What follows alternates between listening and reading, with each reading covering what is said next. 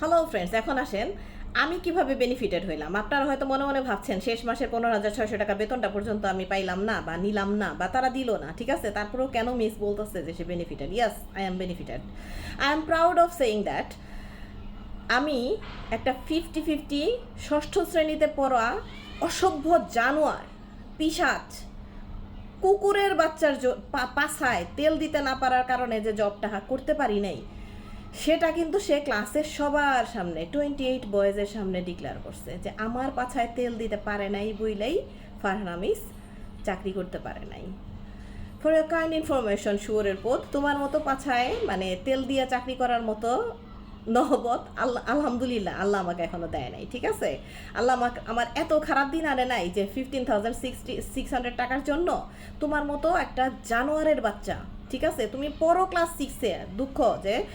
আমার বাচ্চাদের চেয়ে বয়সে অনেক ছোট তুমি, ঠিক আছে, কিন্তু তোমার একটা পিওর কুকুরের বাচ্চা এবং শুয়োরের বাচ্চা বলতে আমি বাধ্য হচ্ছি, কারণ তুমি কতটা বড় শুয়োরের বাচ্চা হইলে, তোমার পারিবারিক শিক্ষা কতটা নিচু মানের হইলে তুমি ক্লাসে এসে প্রাউডলি বলতে পারো যে আমার পাছায় তেল দেয় নাই দেখেই ফারহানা মিস চাকরি করতে পারে নাই। Point that you feel proud, that also my proud, ঠিক আছে, যে আমি তোমার মতো একটা শুয়োরের বাচ্চার পাছায় তেল মাইখা আমার চাকরি রক্ষা করতে চাইনি। I am proud of that,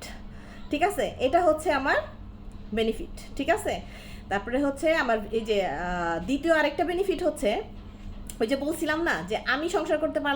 পারি নাই, তো কি হয়েছে, আমার সতীনও তো একটা মেয়ে, হ্যাঁ, আমি তো তার সংসার করার রাস্তাটা, আমার সাথে যে অন্যায়গুলো হয়েছে সেই অন্যায়গুলো কিন্তু তার সাথে হয়নি, সে কিন্তু সুখে শান্তিতে সংসার করে এখনো পর্যন্ত 3 সন্তানাদি নিয়ে চলতেছে, ঠিক আছে, সংসার এখনো আছে, মানে সব কিছুই ঠিক আছে এখন। ঠিক কেন ঠিক আছে, কারণ আমি রাস্তাটা তৈরি করে দিয়ে আসছিলাম। ঠিক একই রকম ভবিষ্যতে যখন কোনো জেনারেল একটা টিচারকে এরা যে কী মনে করে, যে এই ধরনের প্রিন্সিপালরা টিচাররা যে কী মনে করে, একটা শুয়োরের পদ এসে আপনাকে আমার নামে কমপ্লেন দিল, আপনাকে একটা আমার মানে ফেসবুক পেজের ভিডিওর একটা অংশ দেখাইলো, আপনাকে কিন্তু আমি বলছিলাম যে ম্যাম ওখানে ভিডিওটা আপনি পুরাটা দেখেন, এটা একটা ফানি ভিডিও ছিল, আপনি কিন্তু পুরাটা দেখেন নাই, তার আগেই আপনি কথা বলা শুরু করছিলেন, দ্যাটস ওয়াই আমিও দুরুম করে চাকরিটা ছেড়ে দিলাম, সাথে সাথে আমি আপনাকে আর চান্স দিইনি, ঠিক আছে। তো এই যে আরেকটা টিচারের চাকরি এভাবে খাওয়ার আগে আপনি 200 বার চিন্তা করবেন যে টিচারের চাকরি এনকোয়ারি সঠিকভাবে না করে শুধুমাত্র একটা বা দুইটা শুয়োরের পদের মার্কা স্টুডেন্টস ধরে রাখার জন্য একটা টিচারের চাকরি খেয়ে দেওয়ার জন্য কি কি পরিণতি প্রবাহিত হইতে পারে। আর আপনার যে চাকরি খাওয়ার ব্রিজ চুরাইল, এই চুরাইলের কাছে রিসেন্টলি আরেক টিচারের নামে কমপ্লেন করতে যায় নিয়ে কিন্তু বাস কিন্তু খাইতে পারে নাই, ঠিক আছে, মানে ওই টিচার তখন কিন্তু ভাববে চুরাইলের মতো ব্রিজও তখন আর কাজ করবে না, ঠিক আছে। এটা